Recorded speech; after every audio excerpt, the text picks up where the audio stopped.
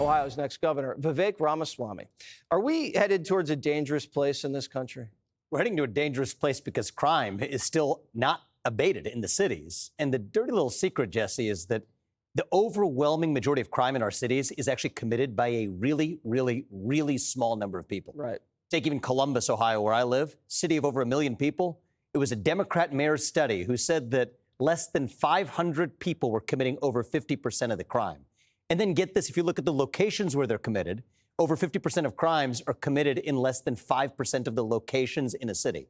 So this isn't rocket science. We need precision policing, get the actual job done. All right, I'm from a state that put a man on the moon.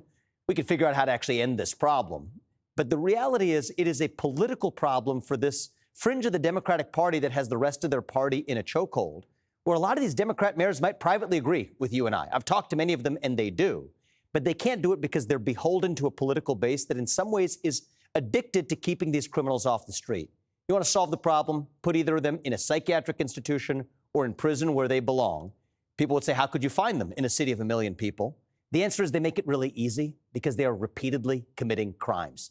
So this isn't complicated, it's common sense, but it comes down to having the spine to actually see it through, and that's what we need. Do you believe the governor of Oregon knows there's a problem and she's just lying about it because she's afraid of getting booted out of office by her crazy base? So I don't know her. I can't speak on behalf of her, but if I had to guess, a lot of these people are sweeping it under the rug just because they would rather not anger their own political base. It's the number one rule in politics, especially for the left. Don't anger the loudest component of your base. And the loudest component of their base still wants to defund the police, still believes in actually allowing for the kind of so-called violent crime, so-called freedoms that allow for violent crime. So they're holding us hostage because they're being held hostage. Well, that's what I would say from a political perspective. They are being held hostage by a small fringe of their political base. Well, they're cowards. Of course. But the reality is this is part of our national identity. We're a country on God's green earth where you can go into your city, have a good evening without fear of looking over your shoulder for being beaten down, for being mugged, or God forbid, being killed in cold blood, as is happening in so many of our cities. This should not be a partisan issue. End the violent crime, end the culture of violence. It's not about right versus left. It is about right versus wrong.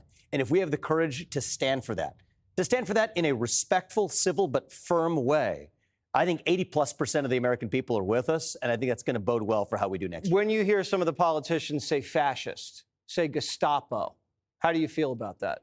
It feels like your ears have been numb to hearing these accusations for years. Instead, let's actually talk about the substance. I'd rather them talk about affordability than talk about fascism. Let's talk about how we bring prices down. Let's talk about how we give kids in those inner cities a better education, get them back into school instead of on the streets with chronic absenteeism to bring down crime and bring up educational achievement. Let's talk about addressing the actual failures that are holding the very so-called members of their political base back. We're the people who want to empower them. That's what I want them talking about, not made up allegations of fascism or whatever. So when they lob fascism around, is that a dodge because they can't debate the real issues, the issues that they're losing on? Of course it is. I think it's the same thing you saw 5 years ago. They would blow woke smoke to avoid talking about the real issues. Woke smoke. Now it's lodging allegations of fascism or whatever. But it's up to us to say we don't need to lower ourselves to their standard. It's up to us to talk about how we're actually going to lift people up through education, economic growth, combating urban crime. If we do that, we will secure majorities lasting around this vision of common sense. That's who we are as Americans. It's what we stand for. I think they were getting a little high off that woke smoke. I think so for many years to come, probably. All right. Good luck in Ohio. Thank you. Thanks, Vivek. Click here to subscribe to the Fox News YouTube page to catch our hottest interviews and most compelling analysis.